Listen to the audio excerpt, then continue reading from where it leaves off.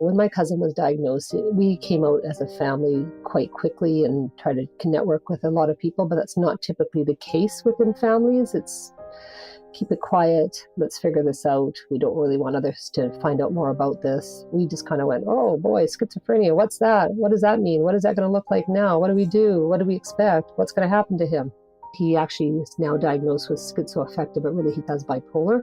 His mania was very evident, but we were not aware of what mania looked like. We just thought he was a real successful and striving and driving individual who really wanted to succeed, right? So he was always on the go and looking for different opportunities and doing 2 or 3 things at once. But in hindsight, he was manic at the time and we were not aware of that.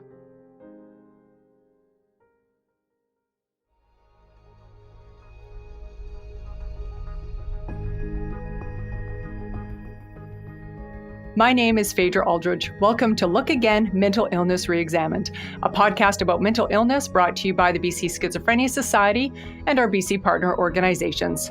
In many cultures around the world, mental illness is still highly stigmatized and is rarely talked about.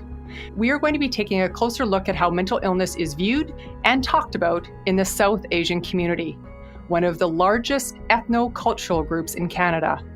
Talking about mental illness, getting help, or even being diagnosed is hindered by generational gaps, language barriers, and perceived taboos, just to name a few. In today's episode, we're going to be hearing from 4 different voices about their experiences with serious mental illness in the South Asian community. We're also going to be talking to Kulpreet Singh, founder of the South Asian Mental Health Alliance in BC. Since founding the Alliance in 2010, Kulpreet has been partnering with local organizations and service providers to raise awareness, reduce stigma, and engage younger generations of South Asian Canadians to help change the conversation around serious mental illnesses like schizophrenia. This is going to be an honest talk about how culture can play a role in how mental illnesses are both seen and treated within the South Asian community. Kulpreet, thanks for joining us today, and welcome to the podcast. Thank you so much for having me. As a second-generation individual, your parents immigrated to Canada. Why did you decide to start this nonprofit organization? When I was 25 years old, I was diagnosed with ADHD, and the process of reaching that step was a lot of hardships that I went through my end of high school years and first few years of college. The struggles that I went through involved depression, anxiety, isolation, confusion, a lack of focus, and an inability to navigate those things and understand why I was having certain symptoms when it came to studying and memory recall and attention and following through on certain deadlines. And when I started to have my own business, I noticed a lot of obstacles as well.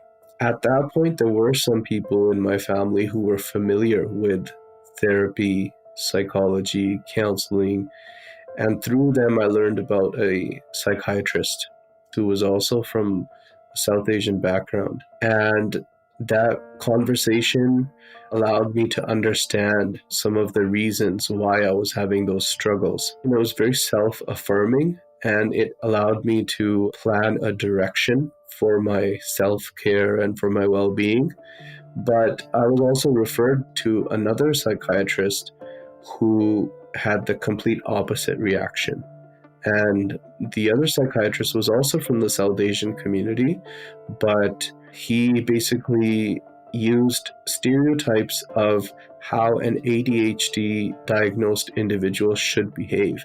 So, for example, he would say that you seem to be quite intelligent, you seem to be quite well-spoken, you seem to be grounded, so you can't have ADHD, which is in no means any of the diagnostic criteria for ADHD. So I was just kind of shocked by that, and I thought, I am fluent in English, I can navigate the system to the best of my abilities, I was born and raised here, but for those people who don't have those privileges, what do they do and where do they go and how do they navigate all of this? So that's kind of what prompted me to start this nonprofit. Kulpreet, that is so interesting. So now, I'd like to take a moment to listen to this family member describe her experience of trying to convince her own parents to get her brother help for his mental illness. My brother, we all knew that he had some sort of substance abuse issue or problem, but there were these manic episodes that none of us really understood what it was. And then in about 2020, it was a lot more often and a lot more violent. And it was a lot of brushing under the rug. And then the next day, he was a lot more calmer. And then it was like, okay, let's try to pretend almost like that didn't just happen. And then it went on like that for a really long time until things just got really out of hand. And then his violence escalated a lot. And the things that he was saying were really concerning. And I spent so long trying to convince my family that this is more than just substance abuse. This is also his mental health. And I don't know what it was. And maybe it's like their lack of education or the lack of conversations they've ever had about mental health. But my mom was just like, no, we just got to pray really hard. And I was like, you can't pray mental health away. He needs external help, and it's more than what we can handle. Praying isn't what's going to fix this. He needs like some sort of medical intervention. And I was really trying to educate them on how we could get him arrested under the Mental Health Act and that he could go to the psych ward because he was never going to go by himself. It took one police officer who pulled over my brother. You can tell by the conversation something's not right. And instead of arresting him, he called my dad and said, you can come pick up your son. And that officer, he was South Asian and he was around the age of my brother. And he took my dad aside and talked about what getting arrested under the Mental Health Act looks like and that he could really get a lot of help.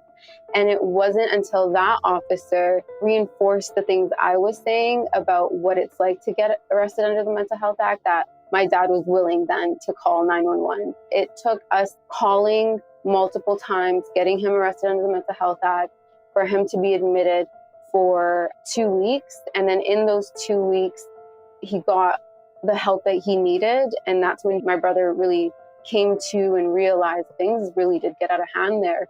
I'm not okay. And then started willingly accepting the help. So it really did take external measures to be able to get him and get my family to see that he needs more help. So now let's talk about stigma. As we all know, stigma tends to be synonymous with serious mental illness. And just as we've heard, there is a particular problem with acknowledging mental health issues within South Asian families. Kulpreet, I'd love to hear your thoughts on why you think this is. There are a lot of factors at play when we look at our previous generations. When they immigrate to Canada, they're trying to get settled. And so in the process of settlement, they're trying to establish their family. They're trying to get work. They're trying to get housing. They're trying to create stability for their kids. And they live in an environment where they're around individuals that they're trying to establish positive social connections with. And so in trying to establish positive social connections, reputation becomes an issue where you're trying to maintain the reputation of your family and you're trying to ensure that your family has a good social standing, your family has a good reputation within the community, and that you can ensure a positive future for your kids. And so a lot of times there is a fear that with having a mental illness diagnosis for someone in the family, that could have negative connotations for the well-being of your child, for the future of your child, for future career or marriage prospects. In general, I think this fear also intersects with a lack of awareness about how many supports are available out there and what services are available out there that can remedy the situation or at least alleviate some of the problems. Thanks for that, Kulpreet. Now let's take a listen to this. It was just so many years of brushing it under the rug. Every time I would talk to my dad about getting him arrested under the Mental Health Act, the first thing my dad would say is, what are other people going to think? What are our neighbors going to think? My neighbors know who I am. And he was so focused on what will he say to the neighbors, and what about other people? What if they find out? And we had to really have that conversation about, who cares what the neighbors think? Your son needs help. I think there's so much cultural shame around mental health and feeling like you almost failed your child, or you didn't do a good job raising your child, or you did something wrong that you're responsible for, something that you really don't really have control over. And I could see that because of that cultural sensitivities, the fear, the stigma that's attached, this would also play a huge role in people receiving treatment within the South Asian community. Yeah, absolutely. There are sometimes mistrust of the system or mistrust of healthcare providers or healthcare system at large. And that could also come from intergenerational mistrust of systems in the homeland, right? So when we come to Canada and we see that there are services, but there can be mistrust there. The second factor can be, of course, just the simple factor of the language barriers.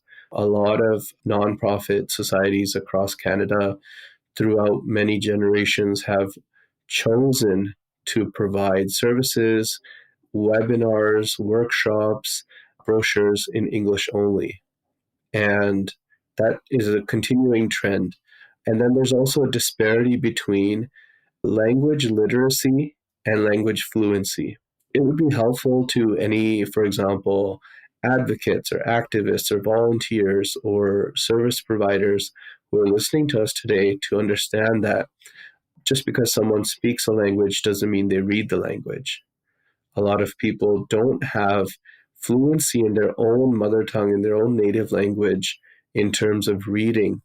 The literacy levels may not be there, but the fluency in terms of listening would be. So mediums like this, like podcasts in other languages, can be actually more helpful than simply giving someone a brochure. That's a really good point, because if you look at literacy rates and then you combine that with the complexity of using scientific terms that we all need, that would make it extremely difficult, especially for somebody who does not speak English as their first language. Yeah, exactly. And I think that if we look at education systems in other countries, what usually happens is we have a national language, we have an official language, and then we have state languages. So in India, like I mentioned, there are so many different state languages, but the national languages are Hindi and English. So even in Punjab, it's reinforced over and over for the children to learn Hindi and English. In Pakistan, it's reinforced for children to learn Urdu and English. But those students who speak Kashmiri or Bangladeshi or Pashto, Tamil, these different languages, they may not be learning them in the school system.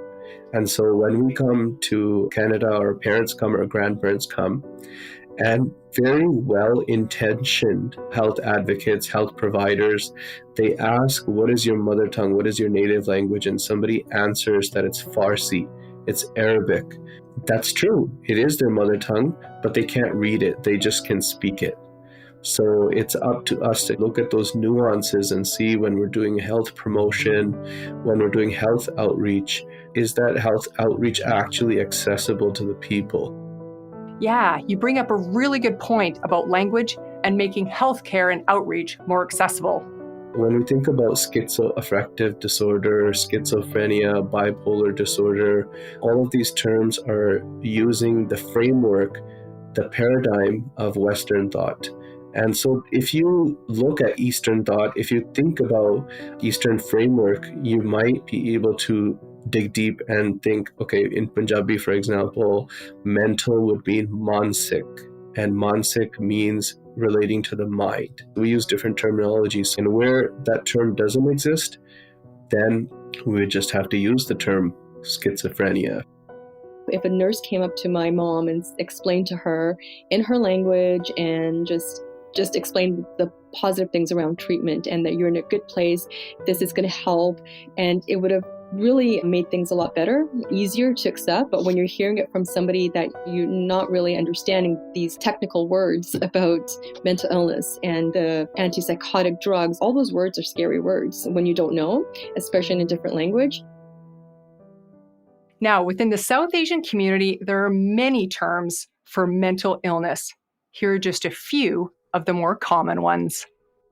In Punjabi, we say pagal. That means crazy. It's a catchphrase for crazy. Anything referring to mental health, the first thing I either hear is pagal or depression.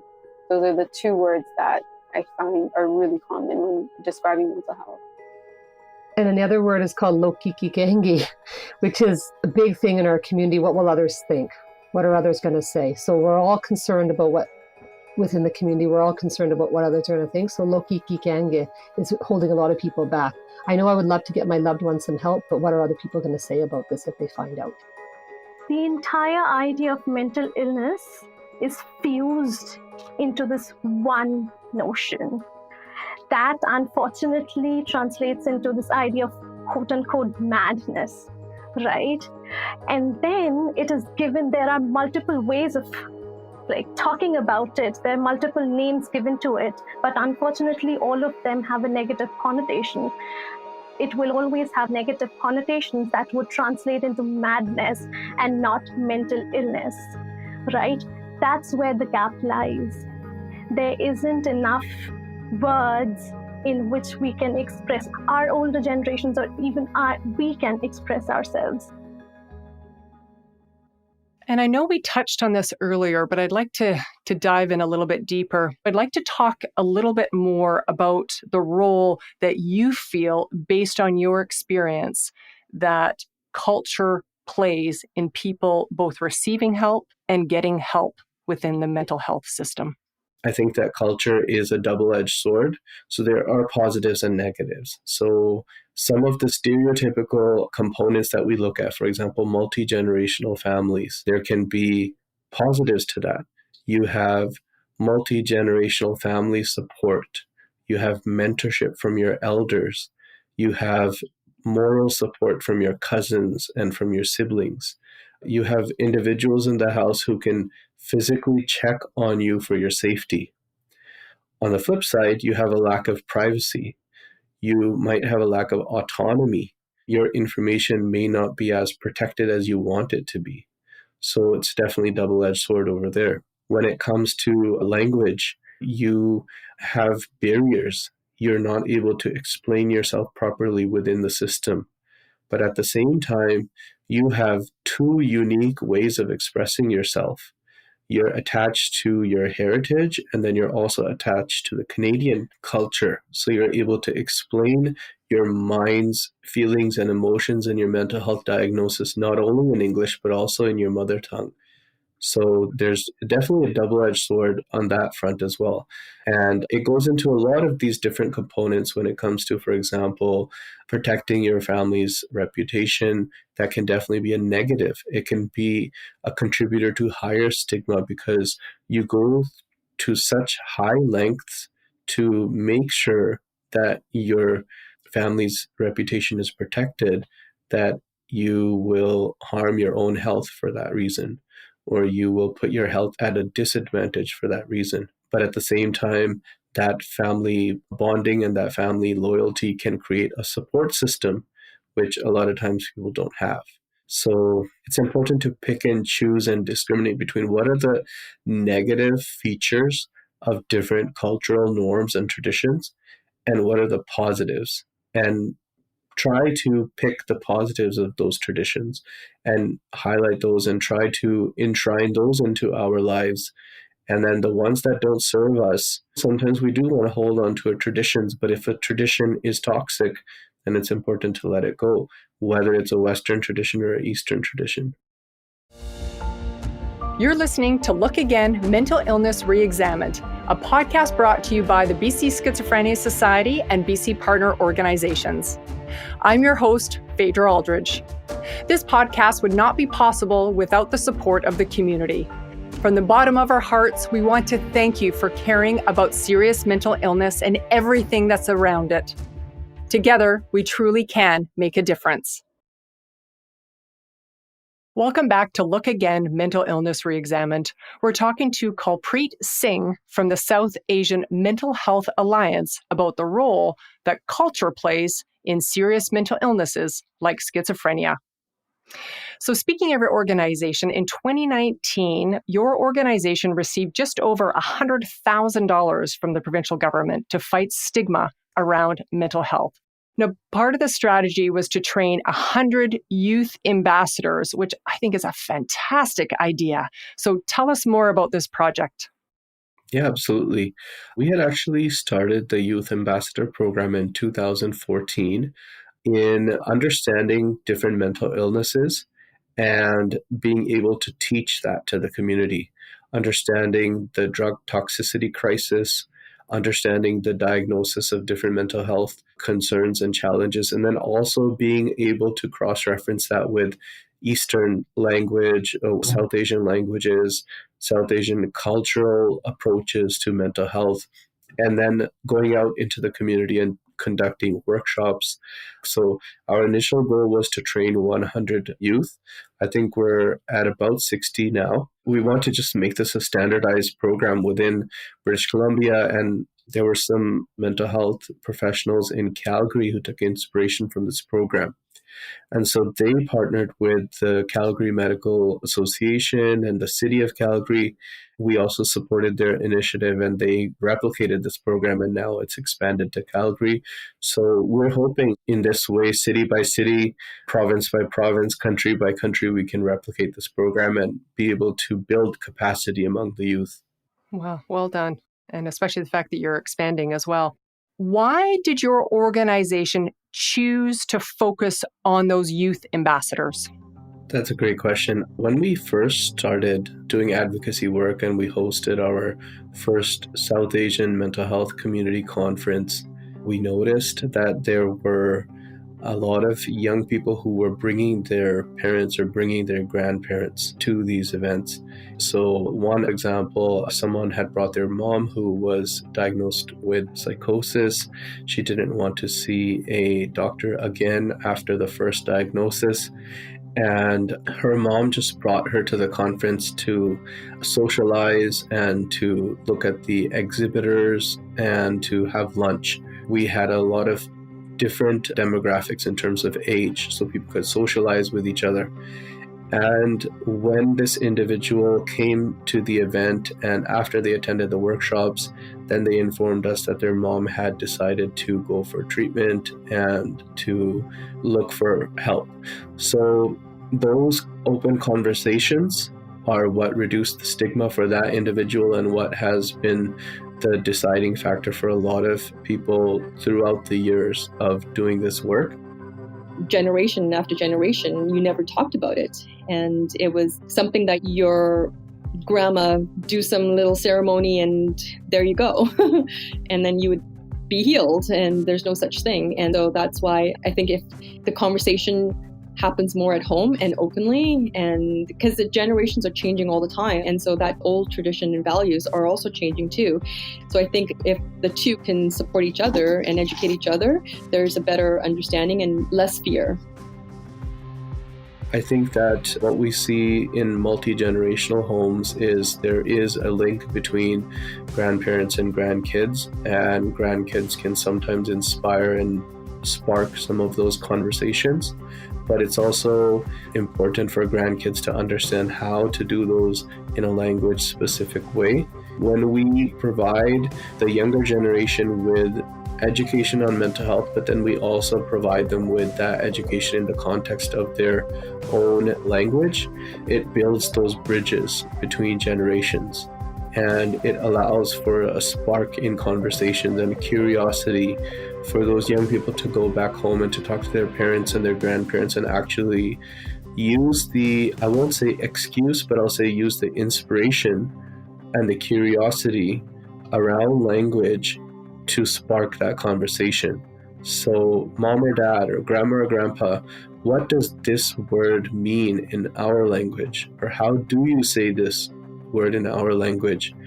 Oh, let me think about it. Why are you asking? Oh, well, I took this course and I went to this workshop and I'm learning about this. And the conversation starts from there. That was our motivation to have that dialogue, because we've seen throughout the years that these type of conversations are the ones that break the stigma. So what change, if any, have you seen within the South Asian community in terms of stigma and how serious mental illness is being viewed? Over the last 10 or 11 years that we've been doing this work, there's been a great change in terms of the conversation. When it comes to social media, there are a lot more conversations among the second generation South Asian youth on mental health, around stigma reduction, around system navigation, around capacity building. I've seen new initiatives get started in Seattle and Los Angeles and Texas and Toronto. And I've personally had the opportunity to do workshops in Fresno, California, Los Angeles, Calgary, and to meet individuals from the East. But beyond that, what I've started to notice on the South Asian language radio stations among our parents' and grandparents' generation is more conversations. So it has definitely opened up the dialogue. That's great. I'd really like to get your thoughts on what you think has to happen within the South Asian community when it comes to acknowledging and treating serious mental illnesses like schizophrenia. I think that these conversations need to happen in our community gathering places on a more frequent basis. So when it comes to our cultural centers, whether it's dance classes or music classes, when it comes to our reception and party halls, when it comes to our places of worship, when everyone is seated there and they are having discussions, these discussions need to become normalized.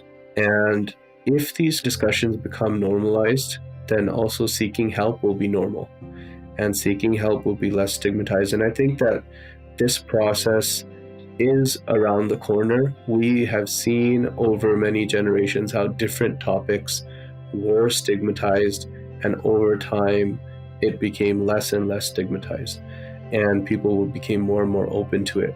On the same wavelength, I think that individuals from the community need to recognize that patients also need to be advocates for themselves. And sometimes you will face obstacles. Sometimes you will face hardships and you will struggle with finding the right way, but please don't give up, and please advocate for yourself. And if you see any challenges in the system, if you see any gaps in the system, speak up for yourself and speak up for your right to have access to equitable and safe and culturally relevant and language-specific healthcare, which includes mental health care. Thank you. Thank you, Kulpreet. Thank you for doing your part to increase all of our awareness about serious mental illness. So thank you so much for all the work that you do and for speaking with me today. Thank you. I'm honored to do this work, and I really appreciate you having me here today. And a huge thank you to you, our audience. Together, we can change the narrative around mental illnesses like schizophrenia and the many myths and the many stereotypes that still exist today. We have to keep talking about these issues. If you have any questions or any comments at all, tweet us at BC Schizophrenia. And to get our latest episodes, be sure to hit follow on Apple Podcasts, Spotify, or anywhere you listen to podcasts. Talk to you soon.